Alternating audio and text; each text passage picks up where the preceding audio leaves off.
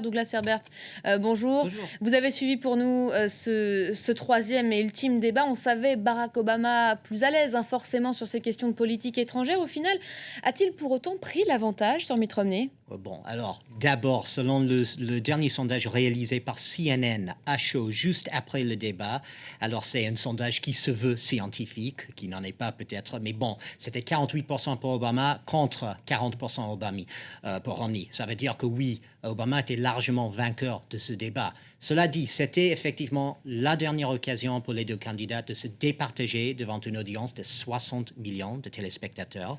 Et Obama, c'est clair, il voulait profiter pleinement de son statut de commandant en chef pour faire bouger ces sondages. C'est des sondages où les deux candidats sont toujours, il faut rappeler, au coude à coude à 15 jours de l'élection.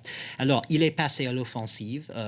Dès les premières minutes du débat, il a accusé Mitt Romney d'avoir une vision datée du monde, une vision qui ramène effectivement à l'époque de la guerre froide. Il avait dit que Romney a fait preuve d'incohérence dans ses déclarations en matière de politique étrangère. Mitt Romney, bien sûr, ripostait, reprochait à Obama de faire preuve lui-même de faiblesse dans le monde, à travers la planète.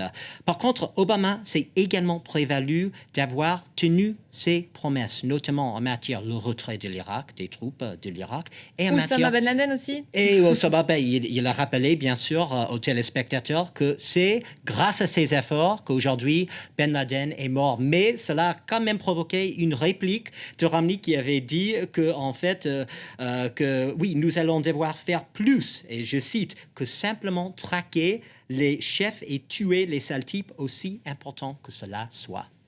Alors, beaucoup de divergences, évidemment, on les a entendues entre les deux hommes. L'un des seuls points sur lequel ils sont peut-être finalement apparus en face, c'est sur l'idée que le monde avait besoin d'une Amérique très forte. C'est toujours la même idée qui est reprise. Comme puissance suprême, absolument.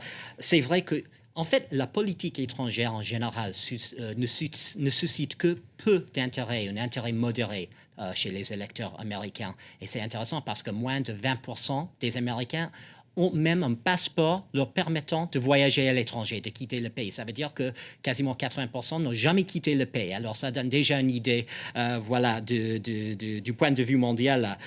Ils sont tellement préoccupés des problèmes chez eux, leurs préoccupations au quotidien, les emplois, l'économie. Cela dit, ils aiment bien l'idée d'une Amérique puissante, forte, qui projette son influence à travers la planète, bien que la planète, c'est une planète qui est en pleine voie de changement. Et Obama et Romney, ils ont des approches différentes. Comment y parvenir?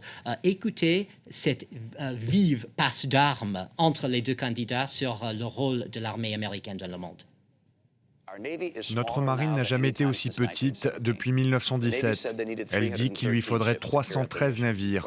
Nous en avons aujourd'hui 285 et c'est un chiffre qui est en train de baisser. Ce n'est pas acceptable pour moi.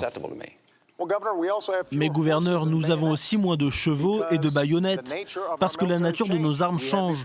Nous avons ces choses que l'on appelle des porte-avions, avec des avions qui atterrissent dessus. Nous avons ces bateaux qui vont sous l'eau, des sous-marins nucléaires. Il ne s'agit pas d'un jeu de bataille navale, il s'agit de savoir quelles sont nos capacités. Je vais juste noter que les deux hommes étaient à l'unisson concernant les drones, ces avions sans pilote. Voilà, ils étaient tout à fait d'accord. Romney soutenait la politique d'Obama dans ce domaine-là. Les convergences sont assez rares pour qu'on les souligne. Exactement, voilà. On sait que les derniers sondages donnent les deux candidats au coude à coude. C'est effectivement très serré. On attendait du coup beaucoup de ce troisième débat pour les départager. C'est pas vraiment le cas. Enfin, au final, ça nous aide pas vraiment. Bon. La question qui se pose, oui, est-ce que ça va vraiment chambouler la donne à 2 semaines de l'élection? Et la réponse, c'est non. En fait, maintenant, on a un score national tournant autour de 47%, tant pour Obama que pour Mitt Romney. C'est même pas serré, c'est à égalité, selon la moyenne des sondages. Il y a un sondeur qui s'appelle Real Clear Politics. Ils font les moyens de sondage. Tout va se jouer dans un mouchoir de poche, surtout dans ces États charnières tels l'Iowa, Ohio, Wisconsin. Les fameux swing states, les États clés. Merci beaucoup, Doug. On vous retrouve évidemment le 6 novembre pour suivre cette élection présidentielle.